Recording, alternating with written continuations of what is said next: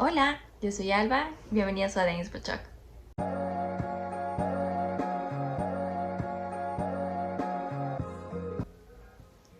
Hoy traigo un video que me han estado pidiendo.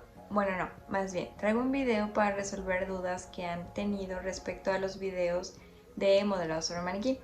Recopilé todas esas preguntas que tenían y aquí estaré respondiendo dudas. Si tienen más dudas, sería bueno que las dejaran en comentarios y bueno, a lo mejor en otro video pueda resolverlas, pero espero que con la información de hoy sea suficiente. Entonces, bueno, me pidieron mucho que explicara cuál era como el beneficio de por qué el modelado sobre maniquí en lugar de hacer patrones en plano. Vamos a hablar un poco primero del contexto de qué es el modelado como tal, cómo es el patronaje de una prenda. Entonces, antes de involucrarnos en los pros y los contras, ¿ok? Sabemos que es un patrón, que es un modelo en plano de una prenda. Entonces tenemos dos métodos para hacer patrones. Está el patronaje en plano, que es el 2D, el más común usado, y también tenemos el 3D, que ya es el modelado sobre maniquí o el drapeado. El patronaje o el modelado en plano es un método basado en números y cálculos que nos darán una dimensión de la prenda basada en medidas del cuerpo humano. Este es un método que viene desde el siglo XVI y surge en la época del Renacimiento italiano. Se buscaron fórmulas para representar las medidas promedio del cuerpo humano y así poder sacar prendas a partir de estas medidas. El modelado sobre maniquí es más moderno, data del siglo XIX más o menos.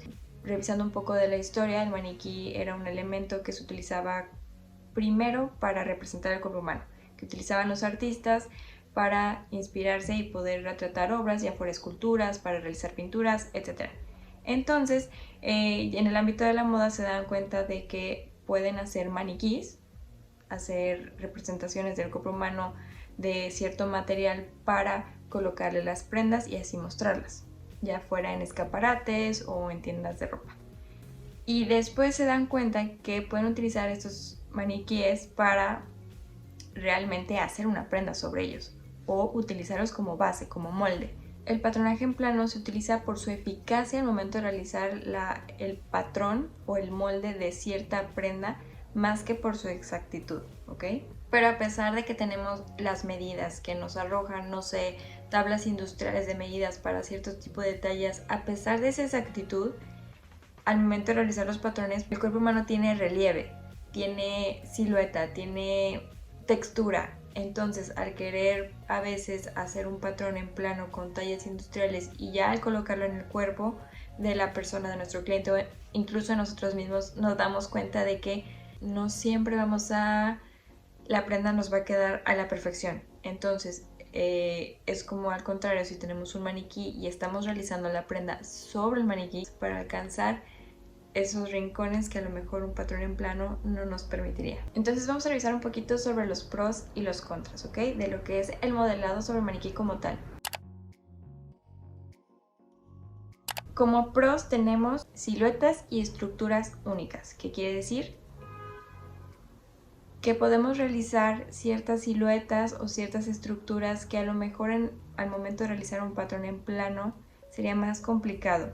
No sé, como entender este tipo de estructuras que a lo mejor se fueron haciendo conforme o sobre el maniquí, que en plano no es que sea imposible, sino que sería más difícil entender y quedaría diferente.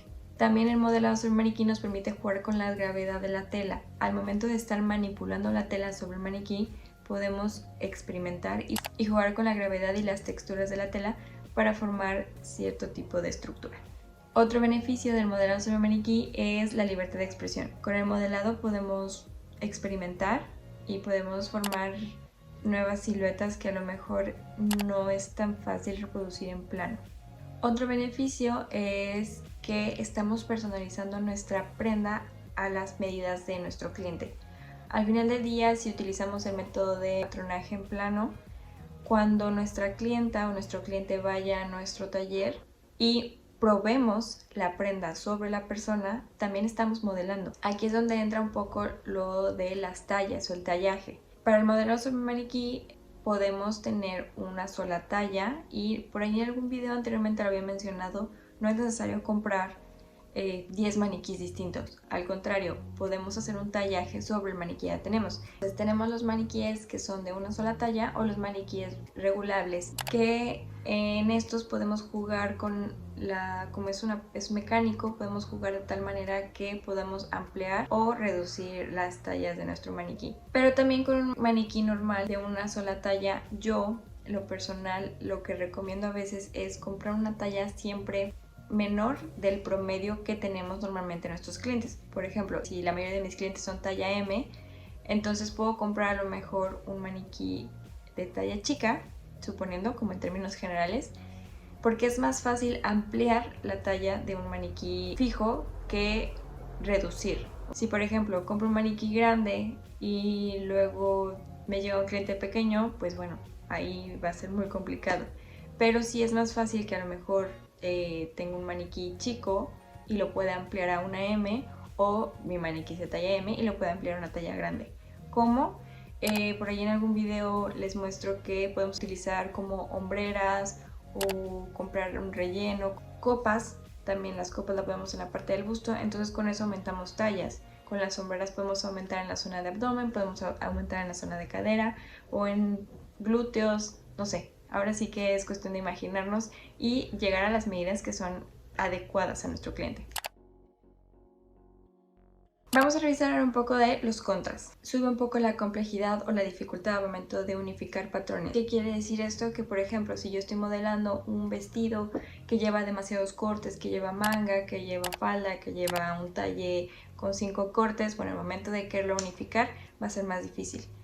Y no porque sea imposible, sino porque va a ser un proceso más tardado, que vamos a tener que estar puliendo, quitando, poniendo, con tal de que nos queden esas uniones perfectas, ¿ok? Entonces, en el momento de unificar una sola pieza es un poco más complicado, pero no imposible.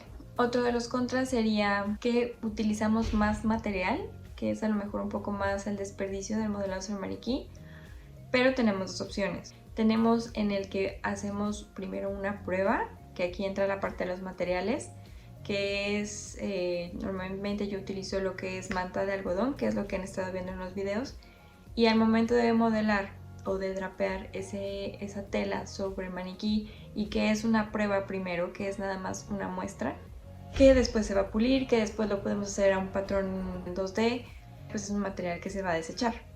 Se puede guardar, pero bueno, estamos desperdiciando esa parte de tela.